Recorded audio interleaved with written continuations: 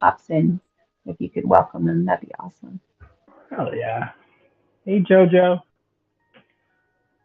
Hope you're doing well.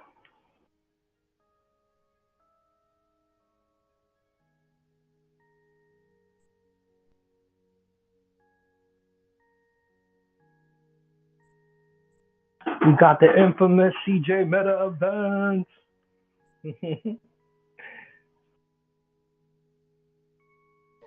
Yeah, I joined that from my PC. So because I'm streaming this, I'm live streaming it onto my YouTube channel from the metaverse from my gallery, so everyone can see how beautiful our graphic is. It's so amazing. Oh, welcome, Mike. Thank you so much for joining us. We're just waiting for Coin Laundry. Um, Let me message him, see where he's at. Aw, Mike. Hi. No fingers down. No hands down. What's up, Mike?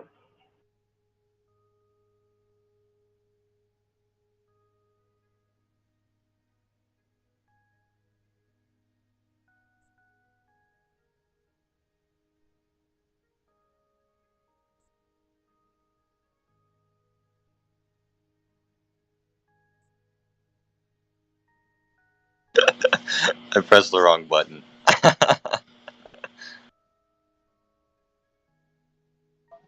No worries.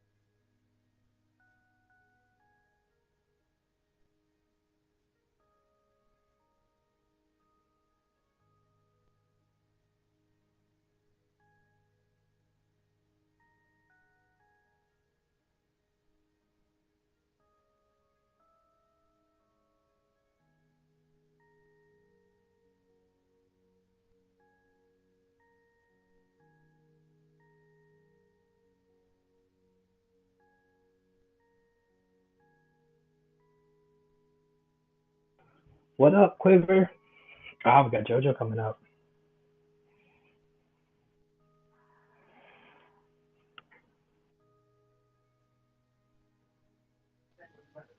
Hello, Jojo. Want to ask for some nice elevator music while we're waiting, please? Oh, I don't have any music. I don't have magic music capabilities. I haven't figured that out. Someone needs to show me how to do that. I don't have an iPhone. I have a Droid. So I don't Perhaps, know if that makes a difference. perhaps we could get Bry to sing then, because he does a mean Elvis. Oh jeez. No pressure, Bri. You're not recovering or anything. He can For sing. sure. He can sing from a bed. That's true. That's true. Just waiting on Coin. I'm not sure where he's at.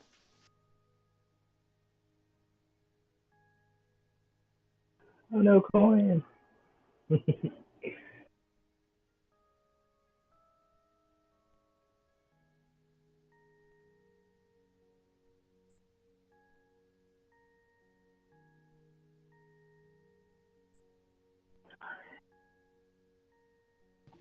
Welcome, Sir Goat, Quiver, Stanton. Nice to see you, sir. Or madam. They, them, if you will. We are going to get started in just a couple minutes as soon as Coin Laundry arrives. There he is. So excited. Sent you co-host invite. And I tweeted out to my group of people. So hopefully, if I could get you guys to help me tweet out the room so we can get this information out to as many beautiful humans as possible, that would be amazing. Because these are tools and this is education that I think that could benefit everyone for sure. Welcome, Coin. How are you doing today? Hello, hello. I am doing great. I apologize for my tardiness. I was on a call with my mother. How is Mama Laundry doing? Oh, she's great. She's got lots to talk about. I had to cut it a little short, so I will get back to her after this space. Glad everybody can jump in here for a little bit of a lunch hour learn session. How about that? um, yeah, I'm glad to ask questions. I'm glad to bring people up to ask their questions and demystify these smart contracts. All right, sounds good. I think we should just get started. So I'm just going to do the intro, um, some goals and stuff like that, and we'll introduce ourselves for the recording, if that's cool with everybody. Yeah, perfect. Hello and welcome everyone to Crack the Code Blockchain Solutions. We are here to demystify smart contracts with the help of Bring It Blockchain Solutions dev, Bry the Crypto Guy, as well as the illustrious Coin Laundry. I am your host, Hi CC. I am a Web3 creative and metaverse enthusiast with pretty much zero smart contract knowledge. So we decided to bring all of these amazing brains together and see if we couldn't do a little education, a little demystification, and make smart contracts a little easier to understand. So my co-hosts are Coin Laundry and Bry the Crypto Guy. Coin, how are you doing? I'm good. I guess I'll give a little bit of my background. I think that we have a really cool panel up here because I am the creator and the, I guess, lead concept designer of Coin Laundry. And I am in a place where I know a little about smart contracts. I know about how they're supposed to work in theory and mechanics, but I know nothing about executing on those ideas. So I'm a little bit further along than CC is, but still unable to do the contracting myself. So yeah, and then obviously the next step, I'm gonna kick it over to Brian and let him introduce himself and see where his background lies. Hi guys. I do deal with all the nerdiest stuff imaginable. I come from the scientific background, um, computer science, neuroscience, figuring out all the technicals in the background, and I approach this really at a mathematical kind of classically trained model that kind of weeds out the vulnerabilities and the things that sometimes we put into code that causes it to break in ways that we don't know. So I'm just glad to finally be out here addressing things and getting to help people grow in ways that'll help reinforce their learning. That is amazing, and one of the reasons why I am a Bry the Crypto Guy champion. You come with love, you come with genuine care, and an understanding of where everybody is at in their level of, I guess you could say, smart contract knowledge. So some of the goals of our show today is, like we said, we want to provide some answers to smart contract questions from the community. A couple weeks ago, I put feelers out to all of you to see what was it about smart contracts that made you hesitant, or what would you like to ask a dev if you had them in your thrall for, an hour or so. We're also going to address some barriers to creating smart contracts, and we want to engage you all in connecting with Bri and being empowered to ask questions and use our services that we have to offer. So let's get started. I want to dive in. I also want to say hi to Blockstone. Thank you so much for joining. I know Twitter Spaces are maybe one of your least favorite activities, but we're so happy that you're here. Thank you so much. And I think we should just dive in. Is everybody okay with that? I love the no answer. That must mean yes. All right. So I wanted to start with something simple. Potential uses of smart contracts. I'll go first. So I feel like smart contracts can be pretty much anything that is an agreement between two individuals, and that is sort of my base understanding of it. What do you guys think? That's definitely a building block. Brian can correct me and you if we're wrong, but I see them within our space as obviously a way to prove like lineage, I guess, like to prove the creation of an asset. You can trace it back to where it came from, and then obviously with that you can also use it to prove ownership. Um, but I guess at its most basic, it's just exactly what you said. An agreement between two individuals, but with the addition of it being written and visible on the blockchain. Brian, are we super way off? I No, yeah, know. definitely. I think that is it's on par, especially for our fields. It's just like what is right? You go on the idea like what is a smart contract, right? And then it's definitely what we've been using it for. As we progress, we'll see the evolution of what it can become. Right, you're just spot on, Jason. But just on an expansive version, like I could see smart contracts because it's more like finance, utility, security, and art. So definitely the encapsulation of the art and everything that we're doing now, but also measures of exploitation. So remember, well, there is security, and there also is the other hand, which is the hackers inside the space and stuff that actually use these smart contracts maliciously. But it also pioneers the need and necessity for security professionals that also monitor these smart contracts. So I can see it as it's a big thing. It's an ever evolving thing, and what we see it now will definitely not be the same as what we see it in the future. That kind of blows my mind a little bit that you can use, I guess it shouldn't. Like you can use an incredible tool like a smart contract for malicious like intent. I believe that's crazy. I saw an article last week, and I think it kind of sparked something in me that a physical property was sold using a smart contract.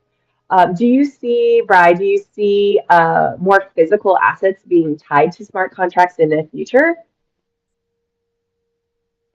That is a great question. That's a very very good question. I see it melding into that. I see that this need, especially as standards inside of our realities right now as we see them.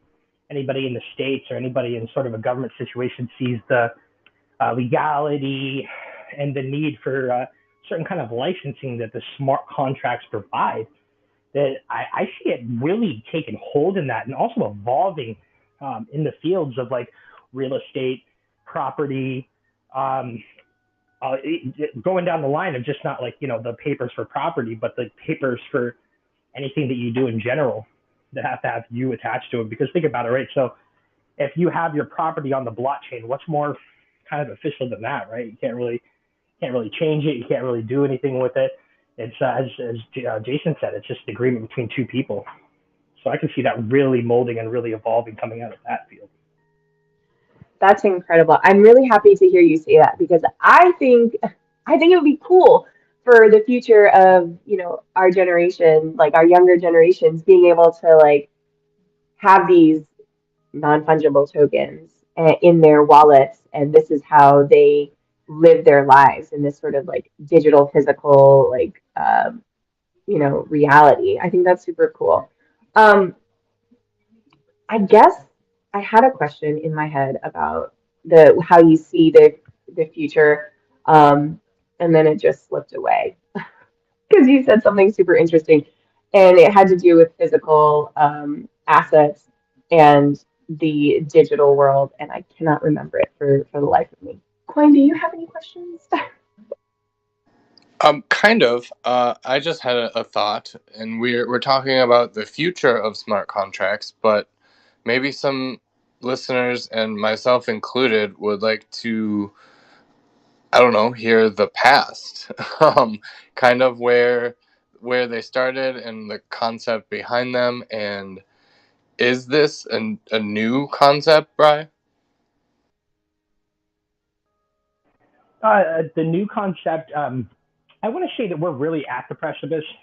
We've been kind of building new protocols as we go along. It kind of makes the last protocol redundant. We can see it right now with royalties and the development of these new enforcement standards that are going to cause people to have to write NFTs in a whole new direction. But going back to the past of it, I mean, it was just simple. It was the idea of how can we take a chain, right? So it started off with just native Ethereum, just native tokens, and the idea that how can you take a native token and encompass some utility around it, like wrap something around it. Like they saw that the idea of the blockchain was immutable. Um, it actually provided a wealth of knowledge, and it could leave a degree of paper trail.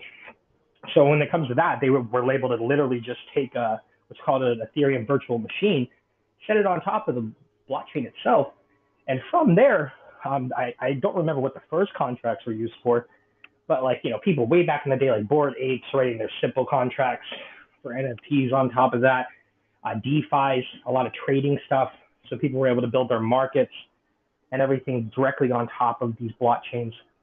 And so the idea was it started off simple, and it started off from a very good, simple foundational idea. And then we've actually, a lot of us got to see it evolve so vastly in the amount of a year and 2 years that it's becoming more utilized.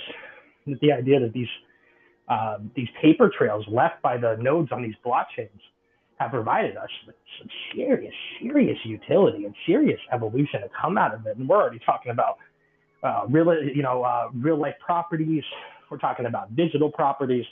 We're talking about something that could literally take over in a scene now that is literally looking in a world that's looking for paperless and looking for digital licensure. Ooh, that sparked my question I had. Thank you so much. Um, how the legal ramifications of the blockchain. Um, how are these legal? Are these contracts legally binding? Like, have there been court cases proven that what's on the blockchain is immutable, like you said? And are they being held up in the court of law, which we know is human and also fallible? Do you have any use cases that have been through the court system, or do you know of any that maybe we could discuss? I do not know of any legal court cases off the top of my head, and if anybody else is, please do jump in and chime in for that because that is a grip of knowledge itself. But as it comes to the legality and it being seen at a government level, I guess that really has to do about the government itself, right? So I could see it coming down the line with the idea that some governments will utilize it, will see it, and if governments protest it, then they could also say, "Hey, that agreement's null and void because we don't recognize it." But over to Jason, have you seen any kind of utility for legality, any kind of court cases like that?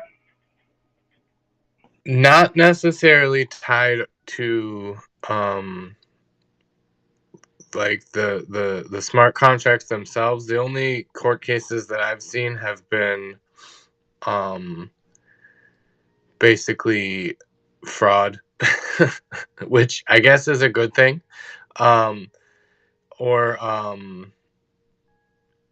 more tied to the monetary portion of the crime rather than the contract itself being in question.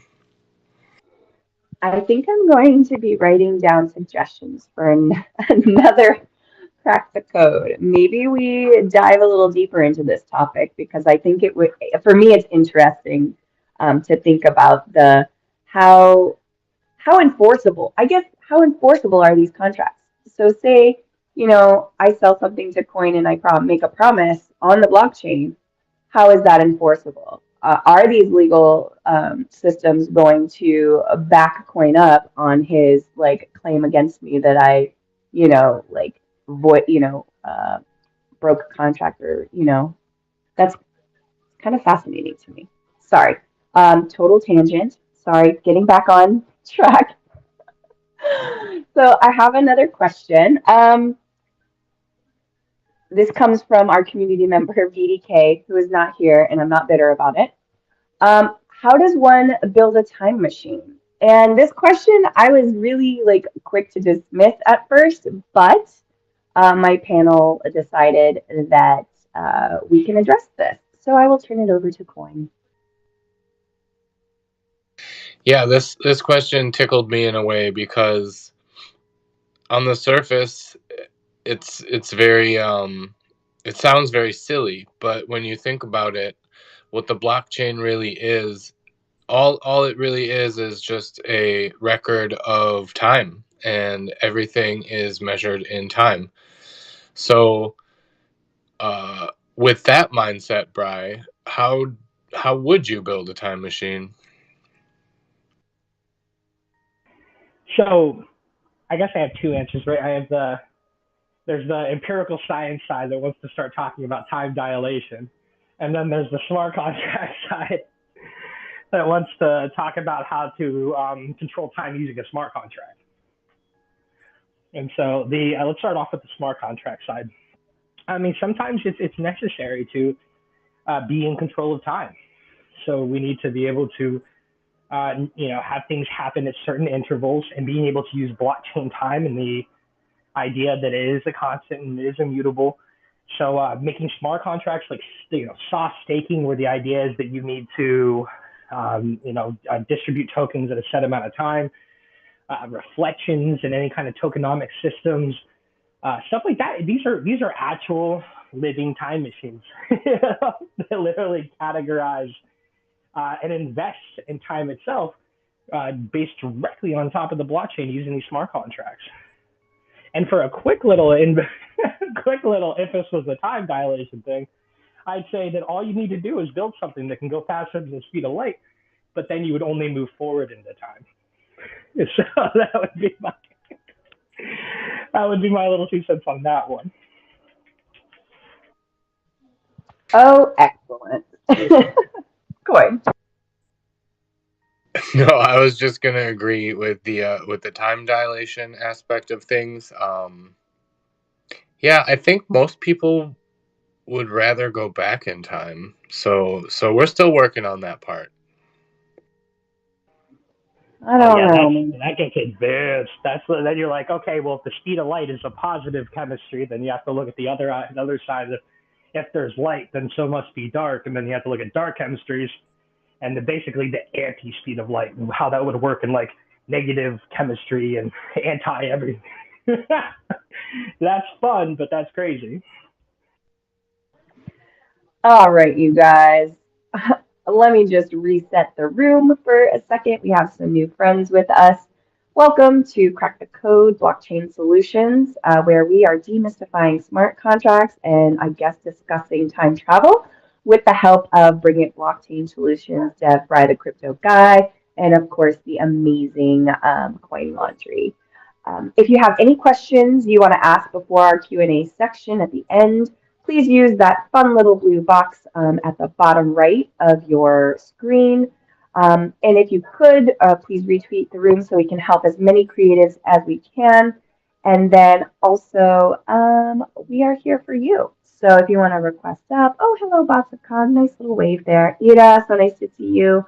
Yep, so if you have any impending questions or you have something to add to the conversation, you're welcome to request up if you want to. But if you have a question, we're happy to keep an eye on that little blue box at the bottom there. And next question. Oh, this is a good one. Where and how do you see smart contracts being used in 5 years? For me personally, I see them as everyday transactions for your cup of coffee, for that cute top that you saw online, all the way up to I really love the idea of buying real estate using smart contracts. It excites me on so many levels. But Coin, how about you? Yeah, aside from what we already talked about with real estate and I don't know, sort of retail reward systems, I see the use of smart contracts and blockchain technology as like everyday automation, which obviously requires a lot more communication between front end and back end. So it's going to be a lot of keeping track of things like, for example, your bank account, or for example, how many points you've earned for that cup of coffee, things of that nature. I think automation is and code that's written to automate systems is going to be huge in the next 5 years.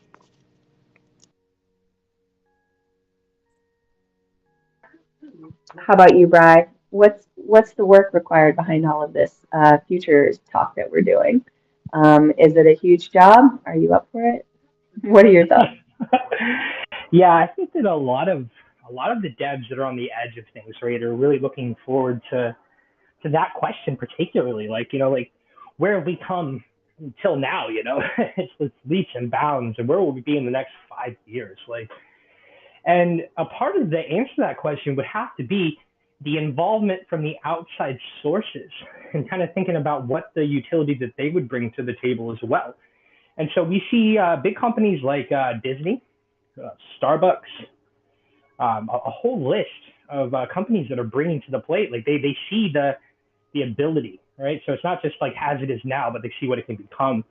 So if you're looking at just like those big two, like Disney, Starbucks, um, it's like, well, what are they going to do? Like, what can they do with what we have now? And as we see that right now, we have the ability to identify ourselves. Like we have the ability to do everything automated, like Jason was saying, and have the ability to um, just control the documents, control who you are, know who you are by having a wallet, and be able to associate automated. Let's think about like Disney. What are they going to do? Like you go in there, you're going to have everything accessed through your phone. You're going to have any kind of like Disney titles, Disney this, park rides, stuff just completely automated to the idea that you're identified easy and quick just by the wallet that you have. And then you look into Starbucks. Like, come on, we're talking about, Jason was talking about the reward system. That's directly in their alley. This is like right in their wheelhouse. So the ability for them to basically keep track, like no, like okay, well you don't even need to have these punch cards. You don't need to have any of this. We just punch it right out, right on top of the wallet. They have smart contracts to do that in the back. Bills, just from the top of that. So we're talking about these big companies creating this kind of infrastructure. Then that kind of foreruns it for governments, um, companies. It's like, hey, I sign up directly from my wallet for my light bill, and then I pay my light bill. It's all associated with that. I get pulled over. Maybe I'm driving a little too fast. They're asking to see my wallet. They don't need to see my ID anymore because all of that documentation and everything, my entire wallet where I open up my physical wallet, all those cards, they're now reduced to being tied digitally to something that I can claim myself. So I really see it as something that just revolutionizes the entire paper industry that we have now to become streamlined into that. And from that, because like where we're looking, we're kind of like just under the hill, so we can't see like what kind of boom and what kind of diversification will come from that. I have to imagine that in 5 years after they develop these systems, we are going to be light years away from what we're even talking about right now. So I definitely see everything that Jason's talking about, everything that you're talking about, CC, come to fruition. And with the help of these big, big organizations, they're just going to help kick in that door of Web 2. And they're going to be like, all right, Web 3 is here. Let's start creating. Let's start inventing. I'm really glad that Bry brought up Disney because that set off a brain explosion for me. And I think beyond automation, I think the most important driver for larger companies and larger entities to get on board with this is analytics and the ability to immutably know what your customer is doing. Like currently, Disney, for example, um, every person who walks through the gate is tagged, and you can be tracked through the park. Um, but nobody sees that but Disney. I think it would be interesting to be able to know from a consumer standpoint, like how you take in a business such as that. And that led me down another rabbit hole that I'd like to kind of bring up and discuss with you, Bry. Something you said about eliminating the physical paper aspect of some of these systems and businesses. I think that it's interesting that the government hasn't implemented the use of these contracts as much or as heavily as they could. I think there's a lot of really good systems that could be utilized in this way. One, for example, is like the tokenization of the stock market. Um, because from my, I guess I'm going to call it retail trader standpoint, a lot less shady stuff could go down if everybody could see what was going on in the background, right? Oh, of course. Yeah, definitely. I could see, and that might be kind of why they're dragging their heels on it. I guess the two prong system that they're old men. Really, it's still that old patriarchy kind of feel in the government right now, but we are evolving out of it.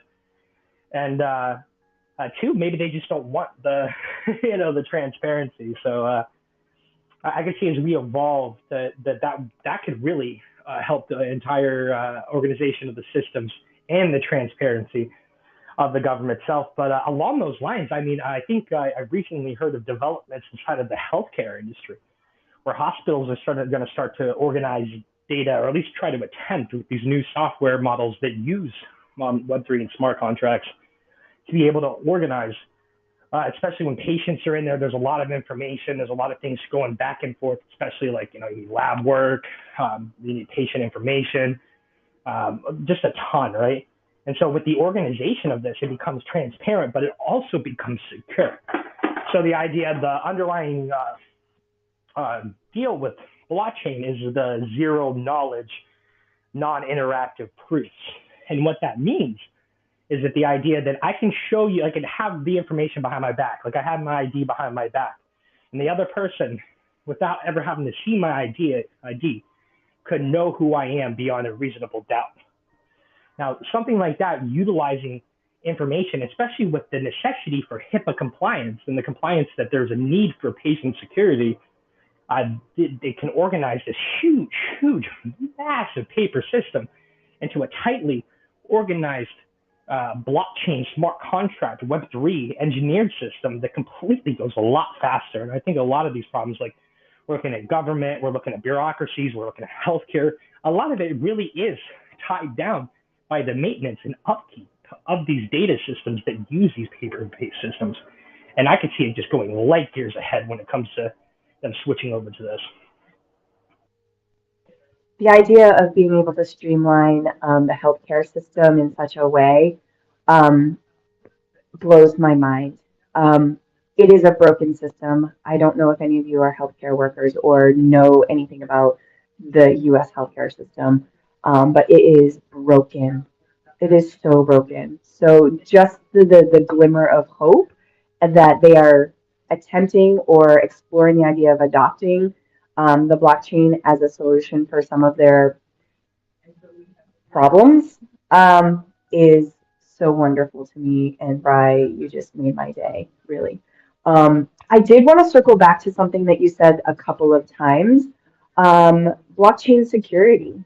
Let's dive into that. I feel like it is immutable, it is unchangeable, but then we're also getting a lot of like rugs, and we're getting a lot of um, people like Solana. They had that big hack, and like how did that happen? And well, we don't need to go into exactly how that happened, but how are we making the blockchain more secure for the future? Because if we're going to continue to build um, with smart contracts, are we building in security? Are we trying to counteract these nefarious people who are trying to steal our assets? What a great question. Um, so all the technology in the Web3 right now is kind of like coined under the one idea of dev. And if you look at the Web2 structures and hierarchies, there's a whole vast network of what a computer scientist or an IT professional can become. And there's people that literally specialize in cybersecurity, and these guys will go out and they will pound the ground. They will try new things. They will try everything to crack the software, so that they can tell to the software engineers, hey, you need to write it this way because this platform has an exploitable feature. Um, and Web3 just hasn't kind of reached this level yet. It's just like a bunch of work where it's like the base of writing a new internet. So we're just throwing as much as we can into that. So the idea is that for us at least, when as we build, as we develop, these vulnerabilities start to occur, and sometimes we don't even know about it. Like these big hits. So like we had one back in the day where they were doing re-entrance attacks. Now at first people didn't even really understand like exactly how they were happening, but then it comes in the idea that because of the fundamentals of the blockchain itself and like the wait time, basically, hey, I send a method to the smart contract and it's going to take a certain amount of time. But somebody was smart enough to actually do the math, get there, reverse engineer the code, figured out that while it waited, that you could just keep hitting that function repeatedly and repeatedly and repeatedly. So if it was anything to give you some money, anything to be able to take funds or anything like that, just because somebody was able to do the calculus in the back, be able to dot the I's, cross the T's, they were able to exploit the contract. And because of that, we all evolved as an industry. So I can see that when stuff happens, like when these attacks do happen, we do answer it in a way. And at this point, it is kind of like, oh no, but these are incredible learning experiences, and it actually helps us build the foundation as a whole. So anytime this kind of stuff happens, we all stop, we all look for the new standard, and then we move on from there. But I like to see that as we progress, because I'm watching a lot more developers enter this field. I'm watching a lot of people work becoming more specialized in things that we do. So I'm hoping, and I do see this from like Racing Raptors, Johnny, and a couple other people that want to just specialize in security. But I'm hoping that eventually we're going to get a group of people that just like to exploit. And this comes into that security aspect of what a smart contract could be. That they just exploit, they try to break. They try to be the most controlled, reckless people. They're what we call white hat hackers, and they try to break everything that a software engineer will have, so that he doesn't have to worry about the vulnerabilities later. But as of now, we're just waiting for corrals of people like this to happen, so that we could be able to utilize their security professions, the way that we really, really need to, and stop relying on these big accidents to evolve our security standards. That's incredible. You got to crack a few eggs to make an omelet for sure. And the term white hat hackers, I'm writing that down because I think you should be the head of a giant white hackers hackathon. Oh my god, Hey, I'm there dying. you go. Quentin, Yeah, we how got do a you, couple. before I move on? Yeah, I want to go a little deeper into the safety aspect, but from a consumer standpoint. So what is the best path to like safely interacting with a contract as a customer? I know that you're a, you're able to read most contracts, all contracts, before you interact with them. But how does one, without any background, um, identify if it is safe or not? Very, very good question. Um, and that question itself is often misunderstood. I mean, I see a lot of people that have certain amount of knowledges, but they lead people on a witch hunt. So this is a very good clarification of this. If a contract is trying to get you to approve, right? So a lot of the exploits and vulnerabilities come from it trying to move something out of your wallet, try to take your funds, or try to get you basically into a sleazy agreement. So anytime that you make a transaction, it's asking you for an approval. So approve for all or approval in the ERC20 token standard. Just make sure, like, you know why you're there. Be like, hey, I'm here to stake, and I need to stake to be able to get some tokens, or maybe I'm taking the tokens. That's perfectly reasonable, but also make sure that it's approving for the right kind of token. So, like sometimes, like if the developer will go in the background and they'll make like a fake staking or something like that. But then they'll tie it to the idea that they want to transfer out your NFTs from your wallet or your tokens from your wallet. Just kind of know, hey, this is what I'm looking for. This is the contract that I want to interact with. And then from there, you'd be like, okay, I can make sure and I'll dot the I's, cross the T's, and then make sure that the right thing's happening. Otherwise, if you go to a mint site and it's saying, oh, I need approval for all for your board ape. And then some people are like, well, I don't even know what this is. So click, yeah, sign. And then all of a sudden you gave them approval and they can easily just transfer it right out. But in some senses, you're going to need those approvals and you're going to need that approve for all to interact with a entire kind of system. So there's no real way to check on the smart contract side for this. These are Web3 and Ethers technology. So this is actually written in those languages to be able to cache that. So they really don't show up on the other side of that. It's just being able to do your due diligence and saying, hey, this is the contract I want to interact with. And this is the NFTs contracts and the ERC20 contracts that I want to give you approval for. If people are interested in learning the very, very, very, very basics, just enough to maybe understand the concept of what is written into a contract, where would they start?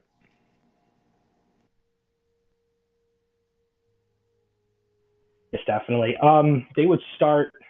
You really just need to start with just the basic understanding of just enough JavaScript that can like get you in there. So like if you wanted to look at a JavaScript and then just a little bit of Web3 approvals, or making sure that just to check on your Etherscan or Polyscan for your approvals themselves. So if you really want to do just the bare minimum, just being jumping on like every other day, making sure that you stay on top of what you're signing, and then looking over your approvals. That could be just the very minimal approach of how somebody can make sure they're safe.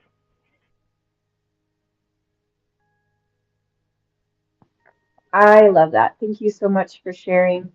I want to welcome Blockstone to the stage. Did you have something to add to that conversation or that question? Hey, yo, had a question. So correct me if I'm wrong, because I'm ignorant here. If you had, like, there are, like, malicious tokens that can, like, fuck with your wallet and do all kinds of things you don't want to do, right? But could you write code for contracts that if you, like, already knew this project or whatever it was, could you write a utility token that would kind of continuously sweep your wallet for malicious-looking items? Yeah. So I mean, if you can nail down a pattern and principle, you can pretty much monitor that. So you basically, if you wrote the smart contract, you could be basically iterating over that daily. That wouldn't actually be a terrible idea at all. Interesting. Yeah, that would be cool. The security token would be dope. I would pay for that.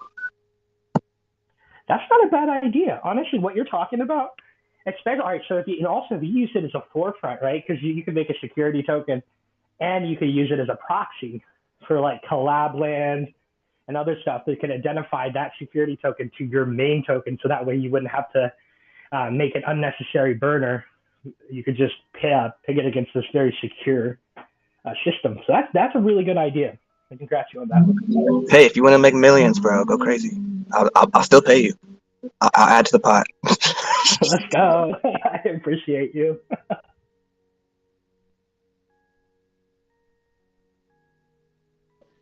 That is wonderful. Thank you, Blockstone. We love you. Please feel free to stay on the panel if you have any further insights or questions.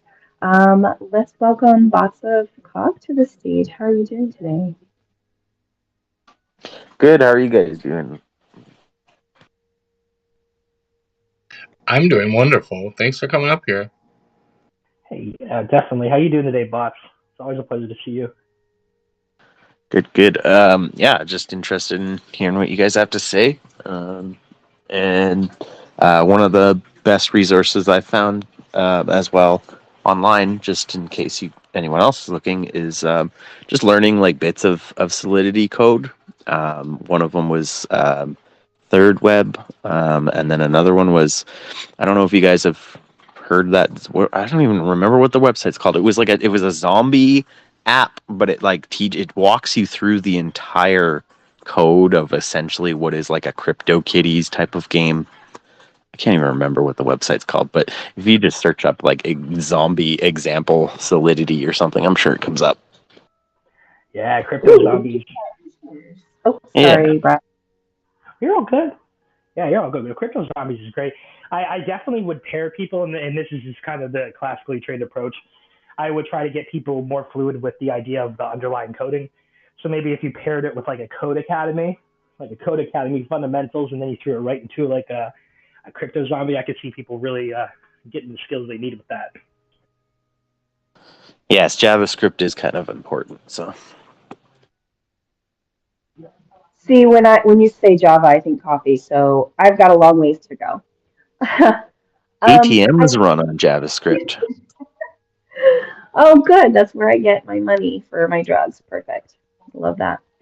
That was a joke. Okay. I did want to move on to our next sort of topic question.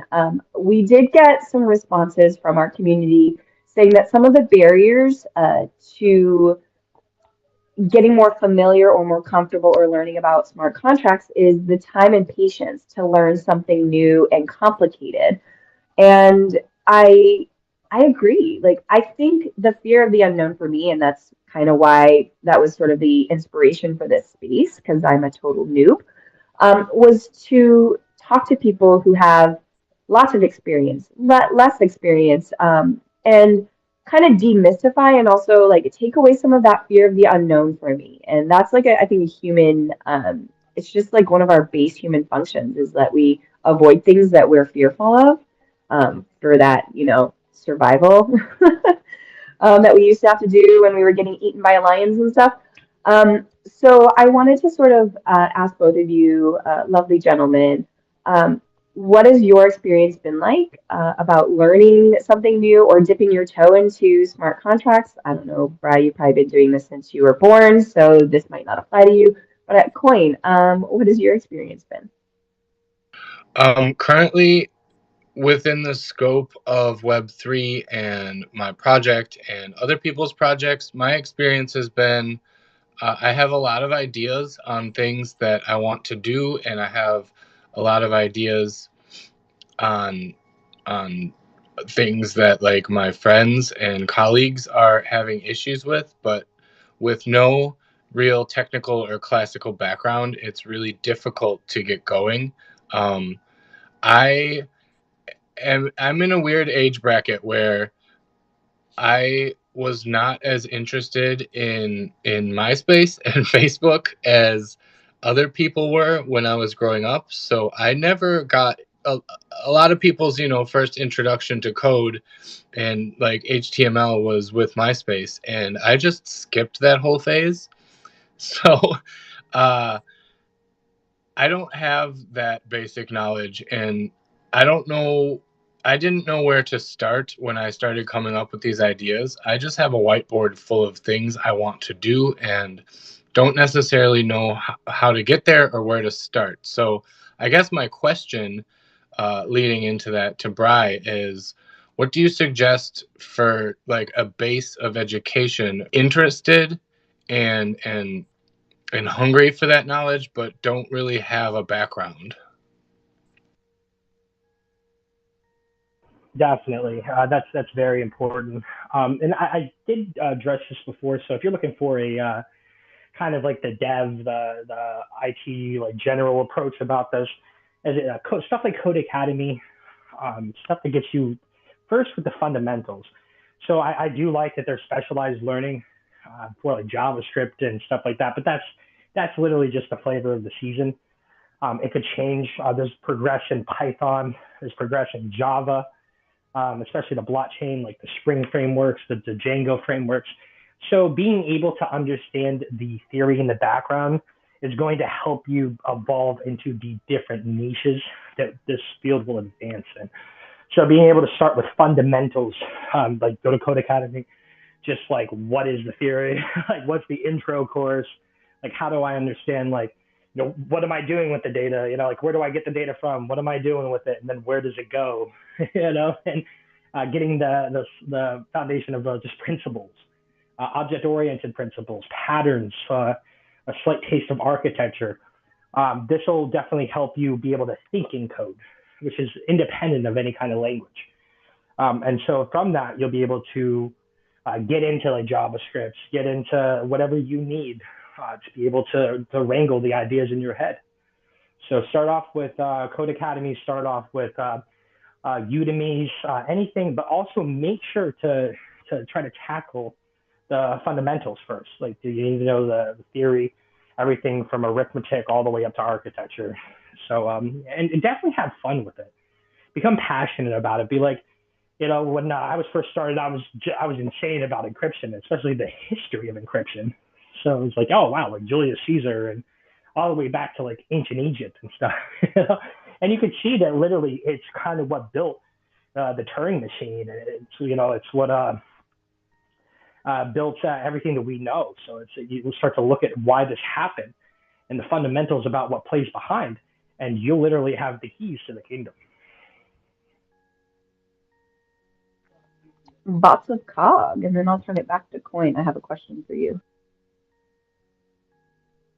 Oh yeah, I just wanted to say pretty much what Brian just said, actually. So, yeah, like the way I've always kind of seen it too is like you don't want to overwhelm yourself with something where you're like, okay, I got this idea, now I just look at it as the big picture.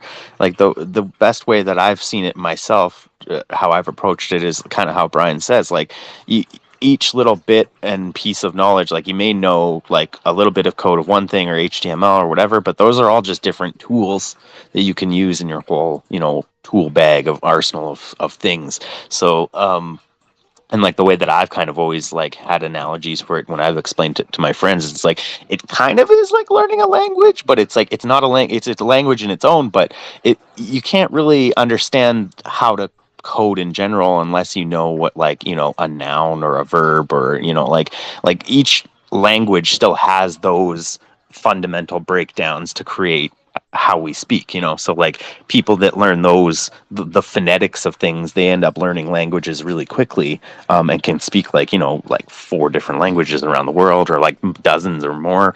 So those people are really impressive, and I feel like the same kind of thing can happen with learning any kind of digital language. But the best part, in my opinion, with digital things is you can really mess up. Like in real life, you put a lot of effort and you put a lot of resources and stuff. It's like the only thing you're going to lose with digital stuff is your own time. I'm like, that, I mean, it is valuable, but I think that's something that is better to spend than, something else.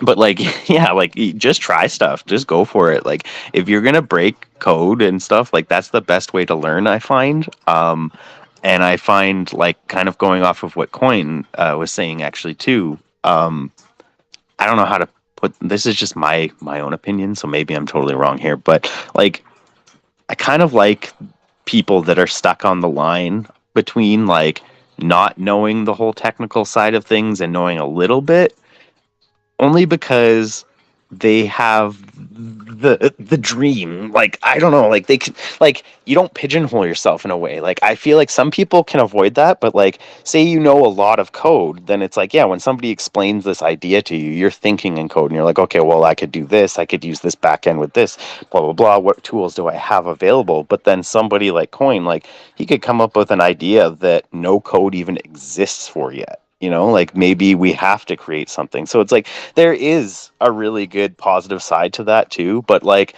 take that, I guess, as a grain of salt, because that's just my experiences. But like I feel like, yeah, like I don't know. I've seen a lot of people that start like that, and then they find their niche from there. Like, like eventually they decide, oh, coding really wasn't for me, but I still like, doing this kind of thing. Like, I don't know. For example, like I don't really like game development, but I like the arts side of it. So it's like I know a little bit of code, but I know more about like how to apply the art side to things. So that's kind of where my interest took off there with my arts and things. So yeah, that's just I don't know, my 2 cents. I thought it kind of applied. Thanks. You're wonderful because you gave me a better understanding of how Bry's brain works. And so when I describe to him things, what you're describing to me is what I call like blue water, blue ocean thinking, where there are no boundaries. The sky's the limit, the depths are the limit. You can come up with any sort of fantasy. And then now when I'm talking to Bry, then his brain, you're saying, is processing in that code language.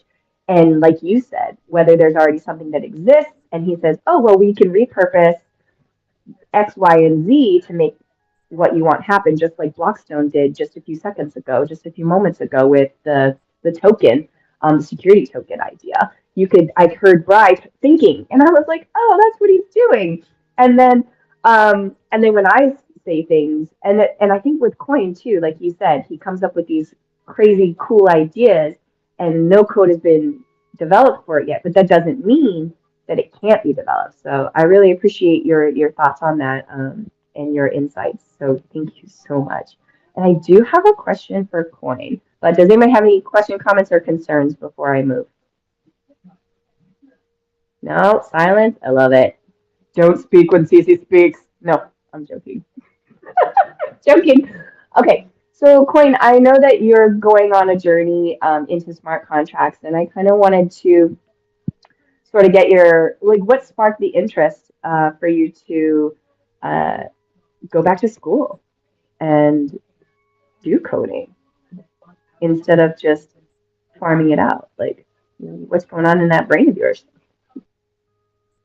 Yeah, I mean, it's kind of a culmination of topics we already touched on.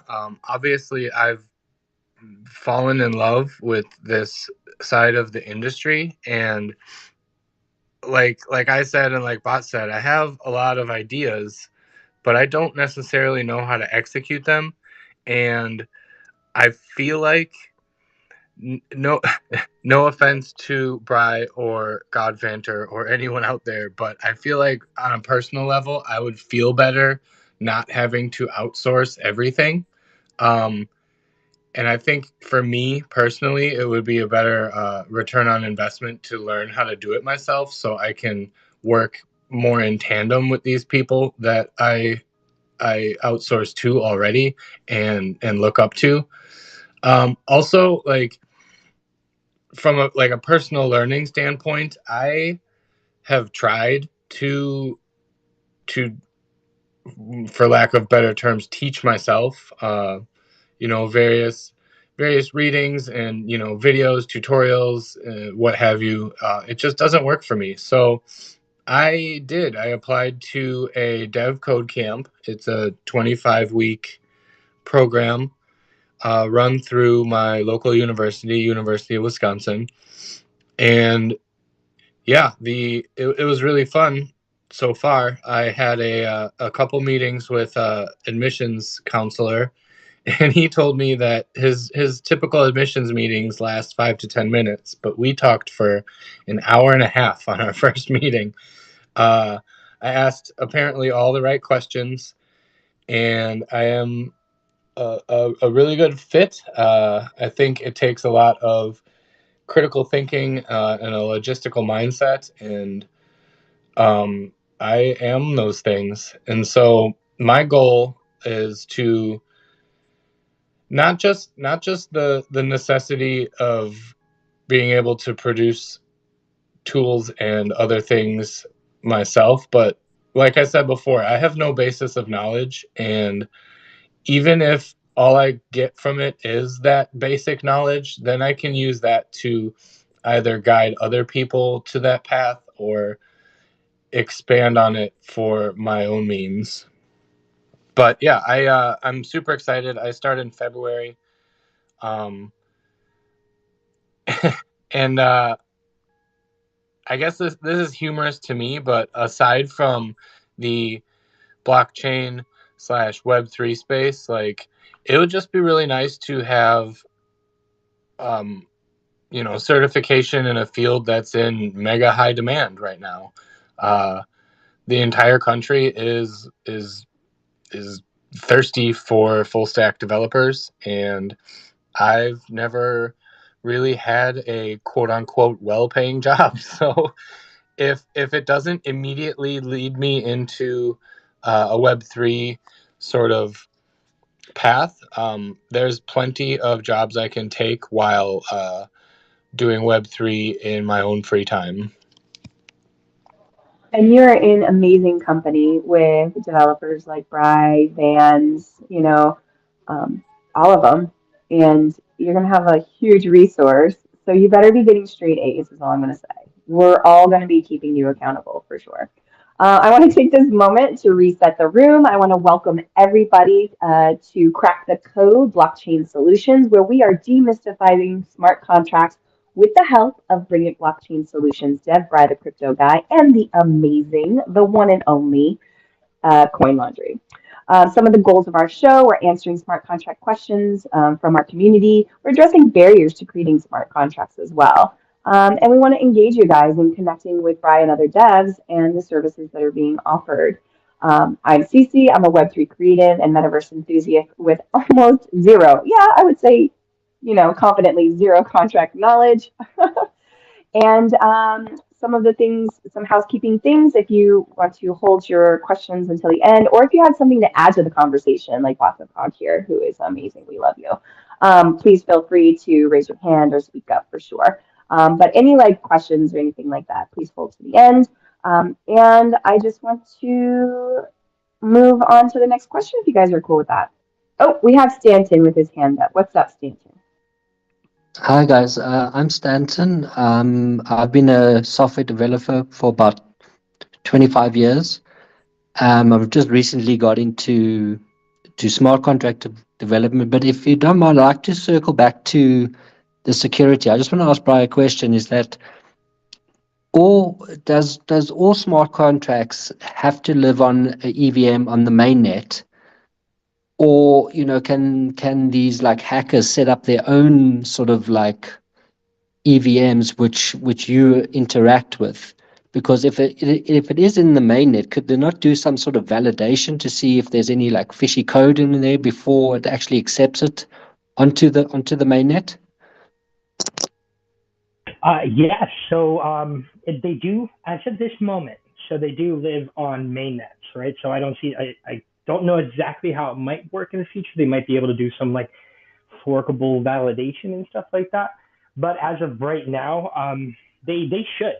The truth be told, and exactly what you're talking about, he's talking about the idea that if there's anything malicious, if there's anything upfront that we see, and I know that a lot of Web 2 and a lot of the industry standards have this kind of capability that scans across on stuff. But yeah, like have the ability to check before it even gets minted. Like, if you try to make a malicious exploitive contract, like, your mainnet should be like, hey, hey, calm down. We know exactly what you're doing, and we're not going to allow it. But as it currently is right now, it's kind of left up to us. And I know that there's people like Johnny at Racing Raptors who are trying to build selenium-based scrapers that can crawl along and kind of monitor these things. But you're right that you're talking about prevention, which is an ounce of prevention is better than a pound of cure. And if we could stop these security measures right on their tracks, think about the security we can provide. That was an amazing question. Thank you for that. So just to follow up, so these contracts are actually on the mainnet. They're not like spoofing their own sort of like EVM or something like that. They're actually on the Ethereum main network. Yes, exactly. So it's either the Ethereum or it's a layer solution, but they are tied to the main network. And in order for anything to work with any of the contracts tied onto the main network, they have to be on the network themselves as well.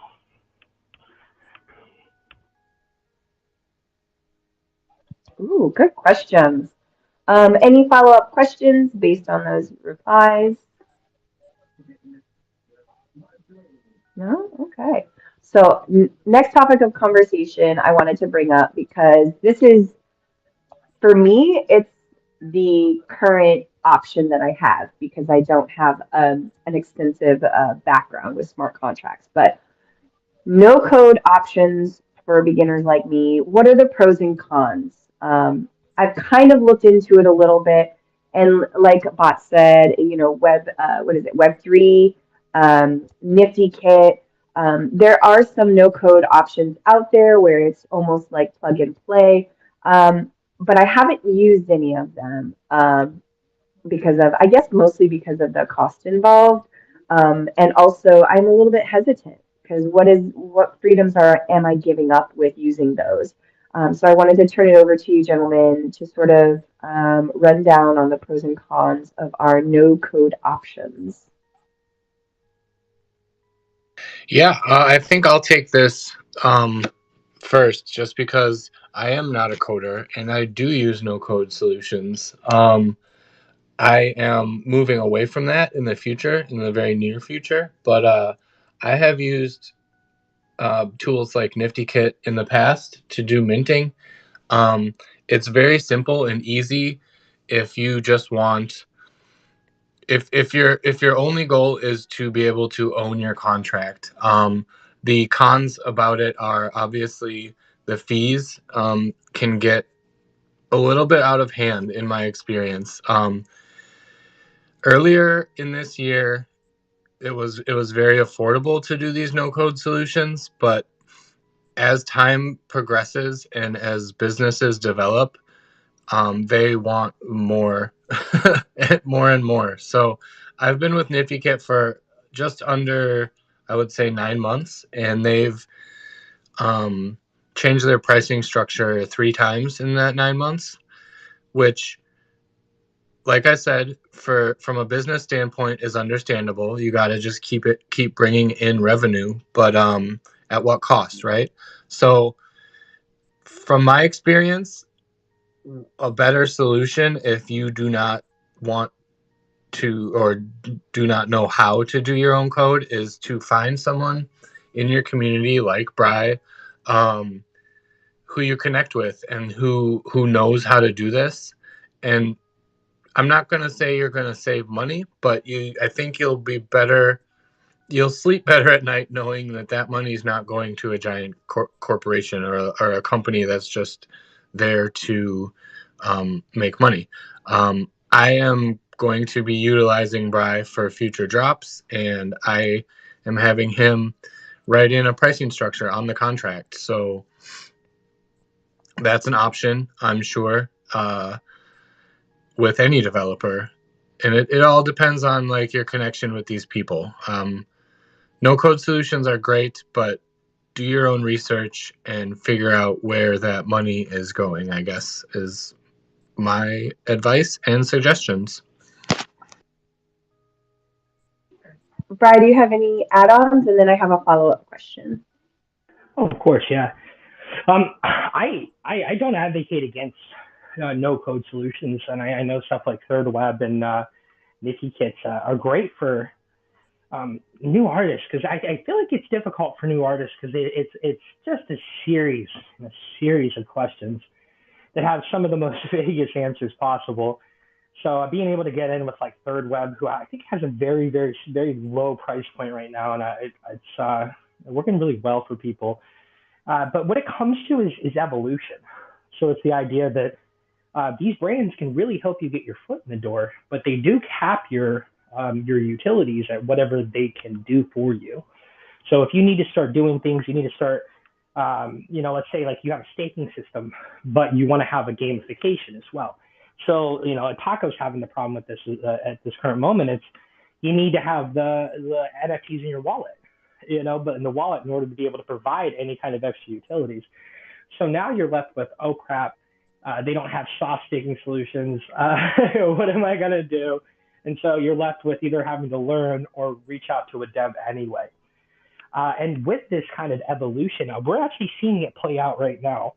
So as of December 8th, OpenSea is going to, and now this is very vague, and this is kind of like on taking off what Zalgo had to say about the interpretation of the text, but it could be, they could be axing, I guess, royalties for any kind of artists that don't have their enforced royalty measures.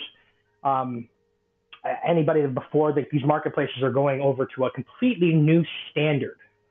So it's going to require NFT developers themselves to kind of upgrade, right? So they're going to have to learn how to do a new way of coding. And it kind of makes everything that we've created up to this point kind of obsolete. So in this, I'm sure as like Stanton can tell you, or anybody that's been in a technology field, this is just what happens. It's a big meat grinder, and it's just an evolutionary meat grinder where it's like we're here now, but because of how we progress on, the white hat sides, the black hat sides, just regular standards, we just sometimes stuff becomes redundant, and we have to start doing things in a completely different measure. So when it comes to enforcement royalties, kind of the only people doing it right now are OpenSea and us at Bring It Blockchain Solutions. This is actually going to be something that everybody else has to get up to. So like people like Third Web, people like Nifty, they still operate inside of this older way of doing things. And then, so everybody that has went through them and everything like that, now they have to either go through like a migration tool, or they have to go through a redeployment. And they'll also have to wait for them to catch up to these new standards that these marketplaces are going to start enforcing in order to secure these royalties. So let me just quickly dumb it down for myself. You're saying that Nifty Kit, Third Web, Manifold are still sort of operating off sort of this old standard operating procedure, whereas Bring It Blockchain Solutions has come up with a way to secure your royalties or payment for your product for every transaction um, in the future for creators. Is that correct? Exactly. It's we're working in tandem with the right now OpenSea is doing it, but it's starting to become a union. So it's a way that we start to bring up the standard so that we are forcing it and everybody gets on this way. So they're going to start doing away with like the old style, and this comes on very quickly. As you can tell, this happened very quickly, and all of a sudden the way of doing things became old right in front of our eyes. But yeah, with these new this brand new standard, we're going to be able to enforce every transaction to be on a market that gives royalties. So your royalties will be secure through it. That is incredible. And we had a conversation earlier today in our meeting with JoJo. Can we share the new feature that we're adding to your tool? Can we add that? Oh, Can we talk please do, for sure. Yeah, no better person Okay. to tell it than you, Shishi. So Okay, so let me tell you guys a little bit of alpha. So Bry has um I don't know, decided in his like godly coding ways that he is going to, in addition to making sure that each of the creators using the return it royalties sort of function or feature for his contracts has is going to do, how do we say it, Jojo? Give us the power to choose the marketplaces who can sell our products. So if a marketplace is not enforcing the royalties or is saying no, you don't have to pay royalties, you can tell your contract to, for lack of better words, sorry Jojo, blacklist them. So I get to choose known origin, OpenSea, Rarible, whoever I want to be able to like interact with my contracts. I get to make that list. For me, my tiny brains like started leaking out of my head when I realized how much actual control I would have with my own contract because of Bring It Blockchain Solutions. Bri, did I miss anything or did I misspeak on something? Hey, no, that was perfect. Yeah, you were perfect. Exactly that. Like you should have control over it, and if there's any kind of players in the game that are not wanting to play fair, well, they can't sell. They can't even approve. Because the problem comes with like it's not you, right? So if you wanted to sell on OpenSea, minimum all to your wallet and sell it, like that's cool. You have control over it, right? But the problem comes with when your collection starts minting out and they start changing hands, and you have somebody that goes over to Looks Rare, and we all know Looks Rare, X2, Y2, Blur.io. These are some marketplaces that just don't allow you to have royalties and such. So like you can make sure that anybody that tries to go or any one of your customers that try to sell it on markets to be able to undercut the royalties, they're just not going to be able to. They can only work with upfront markets that want to work with artists and provide them royalties. I feel like that is a, what do you call something that's sort of like a sneak attack and it's gonna like blow people's minds once they wrap their head around it. I don't know what you would call it. Coin, are you rugging? Because it shows that you're talking, but I don't know. But I see Malik in the audience, and I see Prism in the audience. And Bri, I was wondering, did you want to talk a little bit about what you were thinking about music NFTs? Maybe give these guys a little taste of what's coming down the line for Bring It Blockchain Solution contracts? Or do we want to keep that alpha under wraps and then I'll have them in my DMs begging me to tell them later? Definitely. So I just got a message. We did it in spill the tea last night, so I feel free that we could go ahead and do this. Oh, But that's I'm right. We excited. spilled the tea last night. Oh, that's right. Okay, okay, okay. You tell them, tell them, tell them, tell them. So yeah, they asked me to spill a little bit of tea, and I was like, I'll spill a little bit of tea. So one of the top on the top of our production line here is something that I'm really passionate about, and I've been passionate about for a while. And it's the idea that music as itself is just a track. No matter what you do, you're just putting one track on the IPFS and putting it on the OpenSea, or if you want a series of tracks, but it's still just it's a music NFT is just it's just not an album. So the idea that we're creating and the platforms that we're creating are going to allow artists to have full featured albums with tracks minted as NFTs, displayable on OpenSea. And basically, we're going to have an app where you can play it. You're going to have like your own like iTunes, your own little Apple Music, but inside of it, you're going to be able to sell. You're going to be able to trade. You're going to be able to buy full length albums and be able to listen. Like you want to put your little headphones in on your cell phones and pick which track, go through your libraries. We see this as so needed for the music niche, and we want to help develop these artists compared to having to just take just one track at a time and just get known. And it developed into a scene where the whole NFT music scene is just basically like, oh, this track or this track. No, no, no. We want to develop it into the Web2 standard. Like, this is my musical album. It lets you buy it, lets you like, oh, I want to skip to track 3 or, stuff like that. Let you sell it. Like, oh, I love this album, but I want this new album, so I'm going to sell it and use the profits to buy this new album or just trade it with your buddy. So we recognize the demand for something like this, and we will be coming down the line with the solution, and hopefully relatively soon. So something that we're all very excited about, bringing blockchain solutions. This is incredible. I really love this idea. And I feel like it also ties into sort of the last topic of conversation, which is can a smart contract live inside other smart contracts? And can the nested contract be filled with tokens on demand? I feel like this is sort of like a maybe not exact, but a similar conversation. And I wanted to turn it over to Coin if he's able to chat to sort of elaborate on this topic. Are you? Yeah, I'm here. That was actually my question. So yeah, exactly what Cece said. Can a contract be written open ended where another contract can live inside of it? Where let's I'm gonna give a better example. I think, can I offer an NFT that is coded with a contract that's open ended that can accept someone else's contract for distribution? And then can the nested contract be filled with assets on demand, like filled and refilled?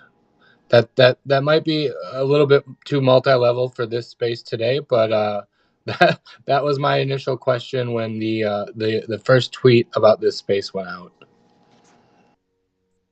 Oh no, that is a great question. Essentially, what you described is a marketplace. So the idea is that they have the control. Like you can load up in these other collections, in multiple collections at that, and it gives you the ability to interact, to sell. Basically, gives you functionality and gives you the approval to be able to interact with their contracts. At a deeper level, this is all made possible by one of the big things that I was talking about through education, and that's the patterns and the principles. The pattern itself would be like a factory method or an interface method that allows these contracts to either work with or create themselves. So you're talking about like the interface interacting, being able to have control over it, but we also have smart contracts that allow you to create multiple smart contracts that live inside nested and the abilities to do pretty much anything. Just knowing the right kind of patterns or principles to work with inside of that. So yes, we do.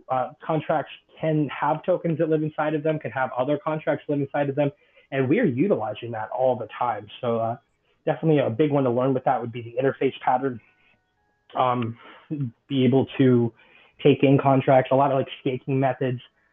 Full stake does a lot of that where the tokens live inside the contract and the NFTs live inside the contract and work with that. Interesting enough, right? So you could do so much more with that. So that's these are great hackathon ideas and stuff like that, where it's like take the idea of the interface pattern and see what you could do, see what kind of realms we can live on beyond marketplace, beyond the idea of these stakings, and see what we could do with having multiple contracts and living inside another contract and seeing what kind of utilities we can get out of that. It's a very good question. Awesome. Thank you very much. I am not going to elaborate any more on my questions. I think we need to talk some more in the background. Ooh, I like this. I like this. Conversations usually lead to some sort of amazing, like some sort of amazing thing that we all could use. Prism posted a statement, and I'd love to welcome him up to elaborate a little bit more if he has time. But he said we need to look at new monetizing strategies versus playing whack-a-mole on new contracts. And I kind of wanted to know more about that, Prism, if you wanted to kind of explain that a little bit more. Please feel free to request up.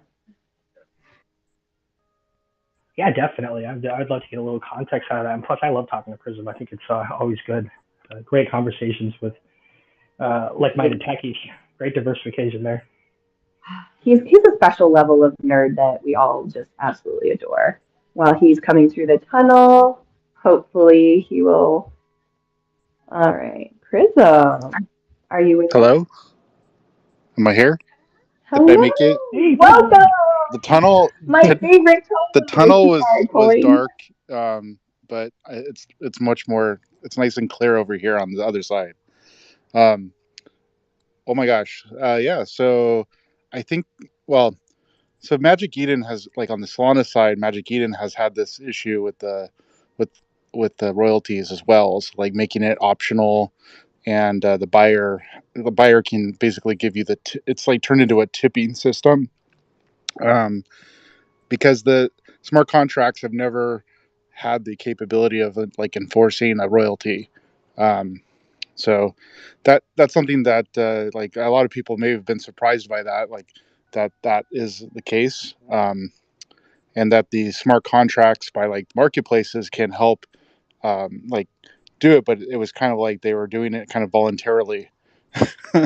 um, so I think like generally there's some sentiment in the industry like, okay, we really wanted this is like kind of like a bug. Wait, no, it was actually by design that they wanted to be able to trade. We want to trade, like if I wanted to send you an NFT, I'm not going to have to pay a royalty to send you the NFT, right? Like imagine the airdrops, you would have to send it and you have to pay a royalty, the second time, right? Not necessarily the first time, but the second time, if we enforced it on the blockchain. So I think that's like the first thing, just to kind of give a little bit of background, and then it's really the short version of the background. Um, and there are some videos that you can look up on on the YouTube channel. Um, Not on my channel, but there are some really good, like went through the whole explanation of the process. Um, and I think the first reaction is like, okay, well, let's stop maybe the marketplaces that are, you know, offering that, like, oh, the zero royalty, or they're just not paying it. And I think that's like kind of almost like a knee jerk reaction to the solution, which is, I mean, that statement may or may not be popular. Um, Obviously, we want creators to stay in the space. So, but I think there's a much bigger opportunity to be a creator that could potentially make money on consumption, not necessarily on sales or on resales. I think that's another, like a totally different model and business model that you could look at doing, right? So let's say you have a video or a book, or some, maybe they're very traditional web 2, but you could bring those over, using some of the encryption protocols and unlock protocols that are available, and use that to like actually make it so that you can sell those options, like rent it out. Like now there's NFTs that have like more of a subscription style. You could get a subscription, and then that NFT will last a certain amount of time. Then you can watch a video or read a book for that period of time. So I think there's a lot more. We're just like scratching the surface on business models. Royalties is just one of the models, and you just have to think there's probably like an infinite number of business models that could be put into place. So I just wanted to throw that out there, because I think people get like really stuck on the royalty thing, and that there's just so much more available. Yes, definitely. Yeah, that was a great point. Especially when you're saying with rentals. That's been something on my idea. I have a couple of friends that are in the adult industry. I never thought I'd have friends in the adult industry, but that has happened here. Um, but there's a whole need for the adult entertainment sector of NFTs to be able to develop into rental and subscription based systems. So you're entirely correct. The evolutions and the adaptations that we're looking at are really starting to take hold. So that is a great point of view, Prism. I'm very happy that you told us.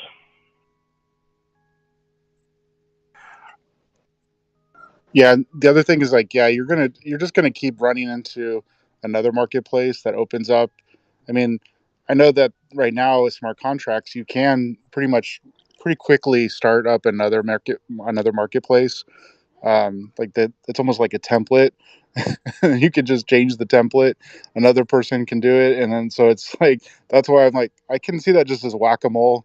There's going to be another one that comes up, and it's going to be like impossible to keep a list of all of them. I mean, obviously there's going to be ones that might get more popular, but it's just like the next one that comes along, and also, I don't know, at some level it kind of gives you some centralization. um I don't know, like, versus sort of letting the market do what it wants to do with the NFT on secondary. So I don't know. It's kind of interesting, economics wise. Like, what do we want in the economy?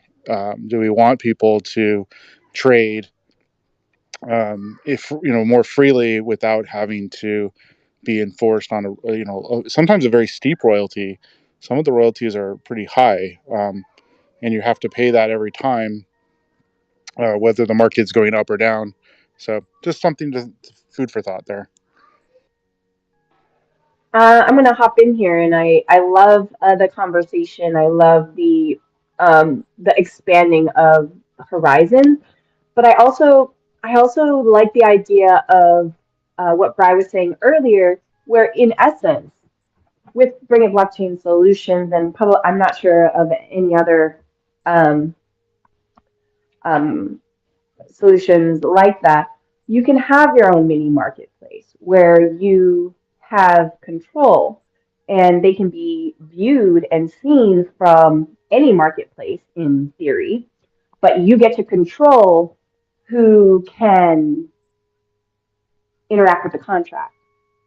So you can pick the marketplaces that, like for secondary, for instance, you can pick X, Y, and Z, whatever it is, saying, okay, if you're not going to use my mini marketplace to buy, sell secondary, you can use these approved marketplaces that have decided to help me enforce my royalties. Um, as the creator, that is your right. Um, and then not have to play quote unquote whack-a-mole so much. Questions, comments, concerns? Am I wrong?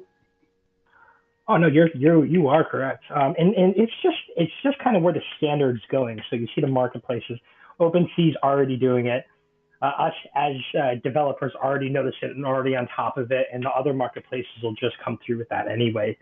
So it's just as like this operator registry is going to be the new combat, I guess, in the malicious players in the royalty game. So this is just going to be something that we just get used to as we go forward, and it's going to help out a lot of people. Okay, cool. Thoughts of Cog. Um, I really that's really interesting what you were saying actually about the multiple different markets, the ways that you sell it, and that people are just kind of stuck on this royalty thing. I do agree. It's kind of a big mindset right now that everybody thinks that when you say NFT, it immediately means a piece of artwork. Or like something that is like like treated as we would physical artwork or a piece of music. Because like really when we I don't know. I guess there are royalties and everything in movies and things. You rent a DVD, you're gonna pay royalties. But where I think that a lot of this NFT stuff and blockchain technology is really going to be important, at least in my opinion, is in gaming for sure. But the reason why I don't like go off about it all the time, being like, yeah, it's the next big thing for sure, 100%, is because I actually don't see a lot of the major players in the markets right now adopting any of that technology. Because why would they? For example, this is a little bit of a long explanation here of what I'm thinking, but like for example, Steam, they already have a marketplace where they sell trading cards, skins, all that kind of stuff, and it's an enclosed market that they can control, which makes them money. So why would you adopt a whole system that's not secure, makes other people money, and you can't really control it? But that the whole comment that you said there, where you can have different things, like maybe when we are just scratching the surface, maybe we can eventually get to a point where yes, we have a contract that um, gives out NFTs that you are on certain bases, or you can rent them, for example, like you were saying. Like then we could really build on that, and new systems can come out of that as well. Where I could really see a lot of adoption coming into play. For example, that go back to the Steam thing. Well, maybe then they would actually consider creating games or having games with NFTs that are attached to items, but you can only own that item if you have license to the game, kind of thing. So you can only trade and make money on these things if you've already paid a license or a subscription fee to the company. So then everybody makes even more money, and win-win, everybody finally adopts it. But that's kind of where my thought was going, is that like if we can kind of break into this surface of how we're thinking and kind of expand on it even more, it'll just exponentially grow, which will be great to see. I want to see it now. Oh, that harkens back to the question, time travel. Can we all travel into the future and see how amazing everything is? That would be nice. Make that happen, Bri. Do you have code for that? Yeah, let's go. Let's do some dark chemistry. We have to figure out how to go slower than a dark light. Let's go. I love this conversation. I love the people in this room. Every single one of you I know and I respect and I absolutely adore. Thank you so much for joining us. I would like to open the floor for any questions, comments, concerns. If you have anything for Bry, he is an open book and willing to answer your questions if you have any. If not, we will wrap it up, say our goodbyes and I love yous, all of that good stuff. I'll give it a few seconds and turn it over to Coin.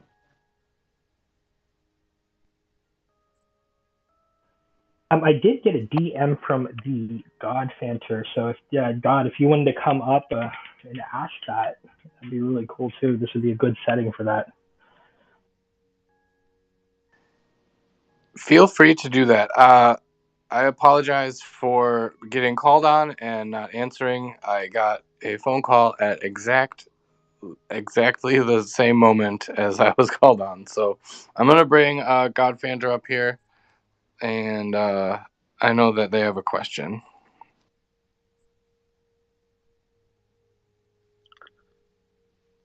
So I'm gonna ask about the trading aspect because trading is huge in any kind of collectibles. Um, obviously I don't if I trade a card, so a Magic the Gathering card to somebody, I don't pay a royalty on that, and I'm not going to pay a royalty on it. It's just never going to happen. Um, how does your like enforcement of royalties, how are you going to manage trading even, or like me sending you something, because I can do all that under the table, um, without any interaction with the contract. What a great question, Philanthex. And let me tell you how amazing it is to actually get to be here talking with you right now. So the idea is that this only affects marketplaces. So we're not at the level taxing on transactions or anything like that. So feel free, as long as you're not like, we would basically have to take your information, put it into the registry, and be like blacklist. So when it comes to just basic transfers, you're allowed to transfer it as long as you own it. So like if you own the card, feel free to transfer it. The only thing is that if somebody tries to take approval over it, so in a sale in marketplaces, when you go to sell that collectible, you're going to sell that collectible, it's going to ask you to get approval so that it can do the bidding on your behalf, which is just a transfer with value. So from that, you'll be able to transfer, but like for free, do what you got to do. You're just paying gas, you're trading, you're doing all that.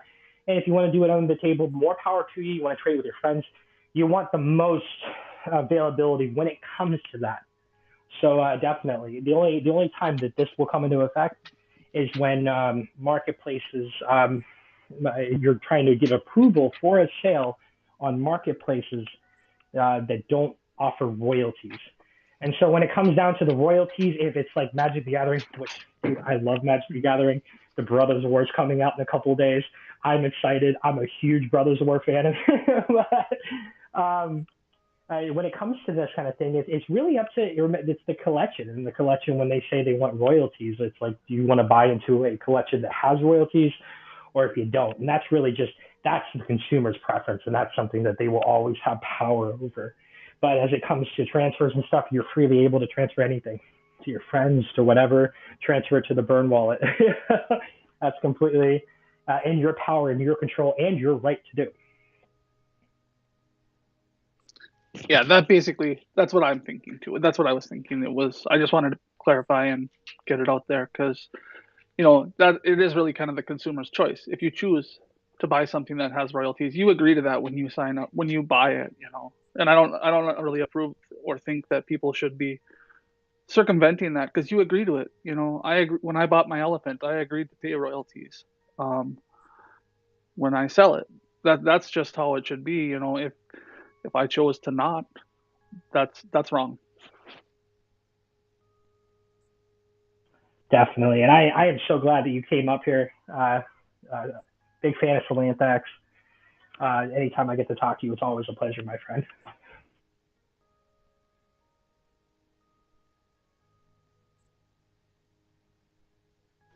Oh, you guys caught me tweeting. I was totally tweeting. Thank you so much, everyone, for joining us today for Crack the Code, Bring It Blockchain Solutions, Demystifying Smart Contracts with Bri the Crypto Guy, and the one and only Coin Laundry. I'm Cece. I have zero blockchain knowledge, but that's why I'm here. Coin is a little bit more advanced than I am, which is amazing. And he's going back to school, you guys. Oh my gosh. Full stack coding coming soon. I'm going to close Right, amazing Bring It Blockchain solution, master dev, and knower of all code. We love you. Thank you so much for joining us. Really appreciate your time. I know you could be anywhere, but you chose to be here with us, even if it's just your PFP. I appreciate it. I want to open it up for final thoughts for anybody, and then we will shut down the space because we have been rocking and rolling for what is it, like an hour and 15 minutes? Oh my gosh, we've been rocking for a while. So, Coin, last final thoughts. Yeah, first off, I want to thank Bri for being here. And I don't know if anyone in the room caught that when Cece just said it, but she said, I think I'm going to quote her. She said, I have, quote, zero knowledge about the blockchain. And I thought that that was kind of funny. Zero knowledge. Um, let that one sink in a little bit. But yeah, thank you, Bri the Crypto Guy, and Bring It Blockchain Solutions. I'm excited. This was a really good one. Appreciate everyone for coming out and presenting your questions. I'm not sure. I'll have to refer to Cece if this is going to become a regular thing. But if it is, keep an eye out for those tweets and remember to post your questions. I'm going to hand it over to Bri and the Bring It Blockchain Solutions mastermind over here. And once again, thank you. Definitely, definitely. Thank you. I like to give a big thanks to CC and Coin here. I mean, it's the fundamental education on this and just the ability to be able to ask questions that can help you guys out is pivotal. So a big thank you to being able to facilitate this. Big thank you to being able to answer questions with me. So big thanks to CC and Coin here for being able to do this, and thank you to you guys. Really, thank you guys that showed up. Thank you guys that had questions, and thank you guys for your ever evolving need for knowledge. People like you are going to be what makes this blockchain great. And from what I've seen today, I am just happy to be working here alongside of each and every one of you. So thank you. You could have been anywhere, but you were here with us today, and I just love you guys. And Bri, a quick question for you. If people wanted to know more, maybe get some of your services, where are you reachable? So I am reachable through my Twitter, through my Discord. I do have a link on my Twitter itself. I will be putting on my Calendly so people can be able to get direct hold of me. But also, um, I don't want to offer yours, sir, but I know that you are very knowledgeable about this as well, CC. So I'd like to think that maybe if somebody close to you or JoJo had any questions that I know that they just wanted to reach out to you guys, that you would be able to answer some questions for them as well, or be able to point them to that. But anything on Twitter, anything on Discord, you catch me around. I'm really approachable. I will definitely come over and talk to you and say hi and try to communicate. So any questions, just come to one of us. Perfect. Yep. So you heard it here. Jojo down there in the audience is a really good resource. You know me, I'm going to give you the best information I can, but of course, Bri the Crypto Guy, he's available. Join his Discord. He's got a Ask Bri channel. So go for it. Go nuts. It'll be fun. Boss of Cogs, any last thoughts, ideas, moments for you?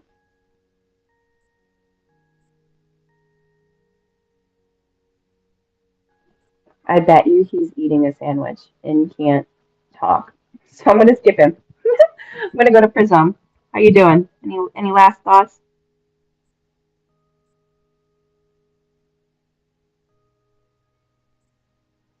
Oh my God, they're Oh, sharing Thanks, image. thanks for sorry. letting me chat.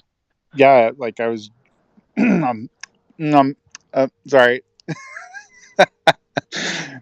um, I didn't know we were doing safe rounds. Okay. Thanks for the like. I hit the front of it, the beginning, and I also had some of the end of the chat today. I had to stop in the middle, but yeah, I think this is a really good conversation, and I think the information you're sharing is definitely important for the community. So keep it up. I think it would be really great to hear these kinds of things more often. So um, yeah, and definitely practice good wallet hygiene and keep it clean. I love that. Oh, and then a Mike following the toilet flush. Any last comments from you?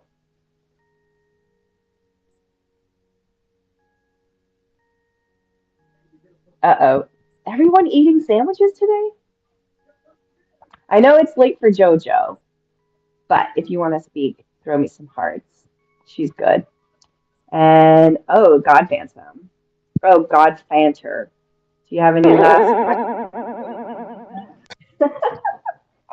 enough coin? All right, Stanton, you're up. You're the last one. Anything you want to say? I'd just like to say thanks to Bri. It's been a wealth of information.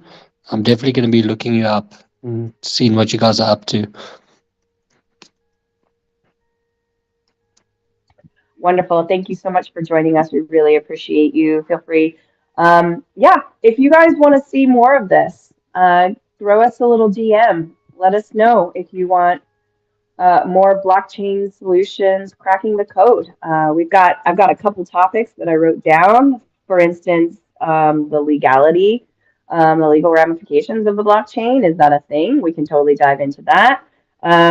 We have a lawyer that we could hit up and we could maybe collaborate with. So that would be, I think, maybe a cool topic to do. I will chat with my co-hosts on the background there.